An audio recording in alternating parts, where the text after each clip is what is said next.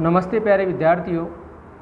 राजकीय महाविद्यालय रायपुर पाली द्वारा चलाए जा रहे यूट्यूब चैनल पर आप सभी का हार्दिक स्वागत है।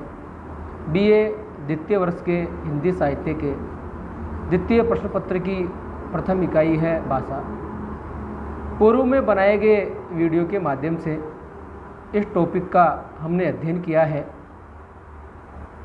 भारतीय आर्य भाषा के 3 प्रकार है: प्राचीन भारतीय आर्य भाषा, मध्यकालीन भारतीय आर्य भाषा और आधुनिक भारतीय आर्य भाषा। प्राचीन भारतीय आर्य भाषा और मध्यकालीन भारतीय आर्य भाषा का अध्ययन हमने पूर्व में वीडियोज़ के माध्यम से किया है। आज हम आधुनिक भारतीय आर्य भाषा का अध्ययन करेंगे।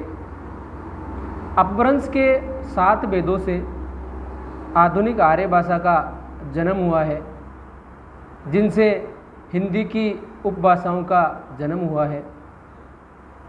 हिंदी की 5 उपभाषाएँ व 17 बोलियों के डायग्राम का अध्ययन हमने पूर्व वीडियो में किया है। आज हम सभी भाषाओं का अध्ययन नहीं करेंगे। हम उत्तर भारत से संबंधित उन्हीं भाषाओं का अध्ययन करेंगे जिनका संबंध हिंदी से है, जिनको हम हिंदी से संबंधित मानते हैं, उन्हीं का हम अध्ययन करेंगे। हिंदी शब्द मूलतः फारसी भाषा का शब्द है। सिंधु नदी के प्रभाव से भारत में आने जाने वाले ईरानी नागरिकों ने जो फारसी भाषा बोलते थे, भारतवर्ष को सिंध या हिंद कहा, जो बाद में ई प्रत्यय जुड़ने से हिंदी शब्द बना। प्यारे विद्यार्थियों, सिंधु नदी का उपजाऊ क्षेत्र, इसमें व्यापार के संदर्भ में ईरानी नागरिक भारत आए जो फारसी भाषा का उच्चारण करते थे। भारतवर्ष को उन्होंने सिंध या हिंद कहा। फारसी भाषा में स को है के रूप में उच्चारित करते हैं, जैसे सासू को हासू, सांचोर को हांचोर, साबुन को हाबुन, पीसा को पीहा आदि।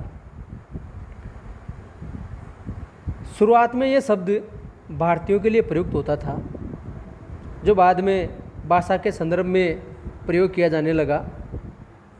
डॉक्टर नगेंद्र ने भी इसको स्पष्ट किया है।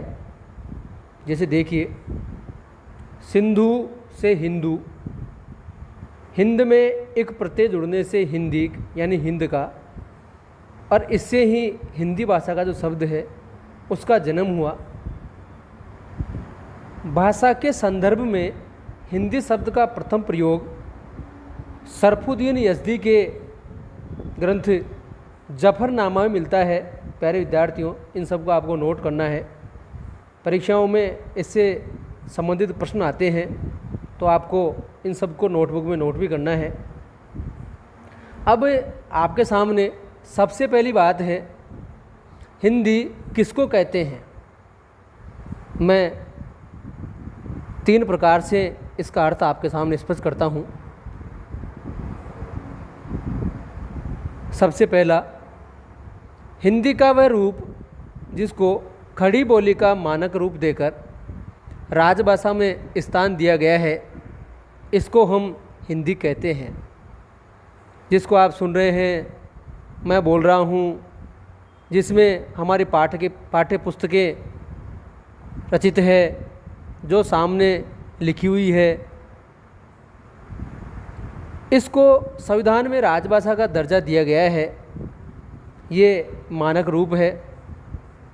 लेकिन प्यारे विद्यार्थियों, ये हिंदी का संकीर्ण अर्थ है।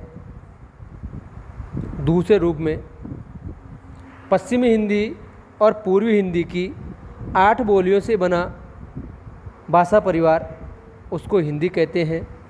ये भी विस्तृत अध्ययन नहीं है। तीसरा है इसका विस्तृत अध्ययन।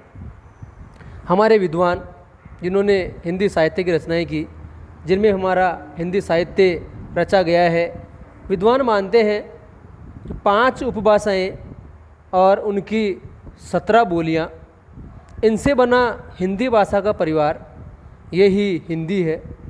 सब इसमें सहमत भी है। तो प्यारे विद्यार्थियों, सबको नोट भी करना है। तो हिंदी भाषा का जो उद्भव है उससे संबंधित अगर प्रश्न आए तो आप बड़ी आसानी से, सरलता से, अच्छी तरह इसका आंसर दे पाओगे। अगले जो वीडियो में हम हिंदी भाषा के विकास की चर्चा करेंगे। धन्यवाद।